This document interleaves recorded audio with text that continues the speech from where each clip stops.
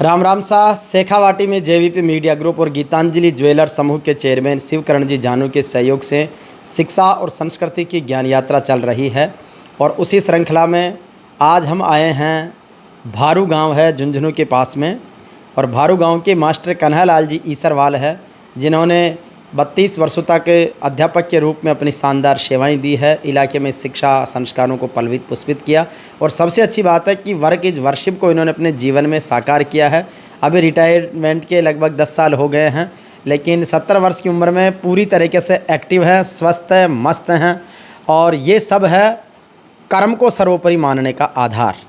और इनके जो सुपुत्र हैं हमारे रविंदर जी ईसरवाल, जो जयपुर में बहुत सेवाभावी हैं और हॉस्पिटल इंडस्ट्री से जुड़े हुए हैं। अभी राजस्थान हॉस्पिटल में आप सेवाएं दे रहे हैं, पहले जयपुर के फोर्टिस हॉस्पिटल में थे। तो डॉक्टर साहब का, रविंदर जी का बड़ा अच्छा भाव रहता है। साथ में शिवकरण जी जानू साहब हैं, जो आज संयोगवश इधर आए तो ये भी साथ आ गए हैं। तो मास्टर जी से बात करते हैं। साहब, शेखावाटी में जो शिक्षा का अग्रिम स्थान आया है अन्य जिलों की अपेक्षा, उसका क्या आधार मानते हो? शेखावाटी में शिक्षा का आधार तो ये है कि यहाँ के लोग शिक्षा के प्रति बहुत जागरूक हैं और शिक्षा और खेती दोनों ही एक साथ हैं। लेकिन इनके शेखावाटी के लोग हैं वो आर्मी और शिक्षा में बहुत ज़्यादा महत्व देते हैं, इसलिए लगन है बच्चों की आगे से आगे बढ़ने की हर साइड में, इसलिए आगे हैं।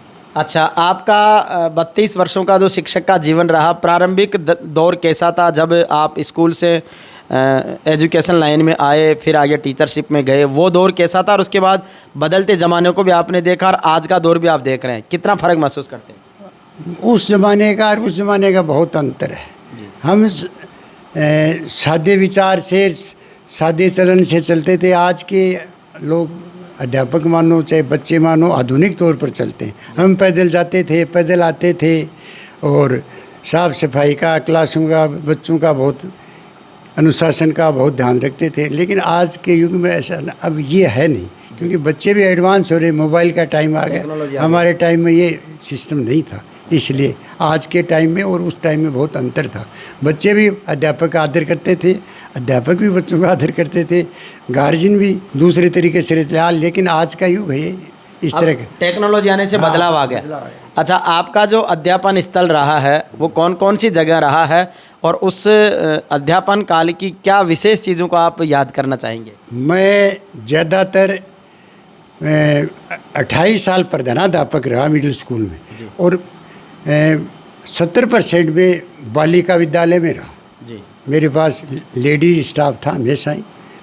और तो मेरा उनके प्रति मेरा भी सोच बढ़िया था और उनका भी बढ़िया था। मैं जहाँ कहीं भी रहा, मैं किसी स्टाफ से, किसी लेडीज से, किसी से कोई मनमुटाव ऐसी बात नहीं थी। मैं स्कूल में कर्म के प्रति निष्ठावान हाँ, रहे। बाबू भी मैं ही था, चपरासी भी मैं ही था, हेडमास्टर भी मैं ही था। अच्छा, आज दुनिया में संयुक्त राष्ट्र संघ की सतत विकास लक्ष्य 2030 और पर्यावरण संरक्षण की बात देश कर रहा है, तो पूरी दुनिया में जलवायु परिवर्तन हो रहा है।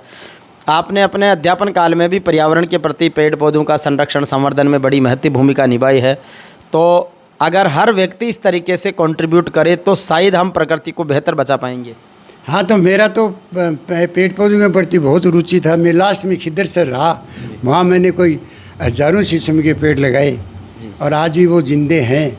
पूरी स्कूल हरी भरी है और 3-4 पानी के कनेक्शन थे। मैं रात दिन उनमें पानी भी डालता था और वो पौधे एकदम बड़ी बढ़िया पेड़ बन गए वो पूरे फल। इसलिए मेरा तो प्रकृति के प्रति मानो, पेड़ पौधों के प्रति मानो रुचि थी। आप अपने जीवन की सफलता और स्वस्थ जीवन का आने वाली पीढ़ी को, नए लोगों को, परिवार को, देश को क्या संदेश देना चाहिए? मैं तो यही देता हूँ कि भाई मेहनत करो, अनुशासन से रहो और लाइन पर चलो, झूठ मत बोलो और बड़े छोटों का आदर करो, यही संदेश देता हूँ। बिल्कुल।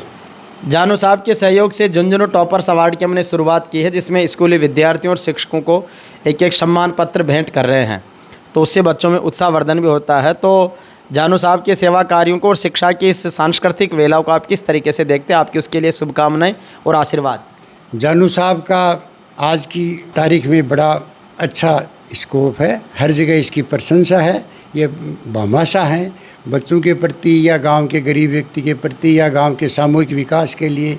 ये कहीं भी कोई भी इनको सलाह देता है तो ये मना नहीं करते हैं और जी तोड़ के खुशी होकर के उनको आगे बढ़ाने के लिए सहयोग करते हैं। तो मैं इनके लिए बहुत ही प्रशंसा करता हूँ इनकी बहुत ही, और ये आगे इस तरह से चलते रहें तो भगवान इनको और प्रगति। बिल्कुल। तो प्रगति के नित नए सोपानों पर हमारे साथ मास्टर जी कन्हैयालाल जी ईसरवाल साहब ने विशेष रूप से आशीर्वाद दिया है और इन्हें हमारा झुंझुनू टॉपर्स अवार्ड भी आज भेंट करते हुए हमें खुशी होगी और इनके डाइनिंग हॉल की शोभा इनकी श्रेष्ठ सेवाओं के लिए बढ़ाएगा। धन्यवाद।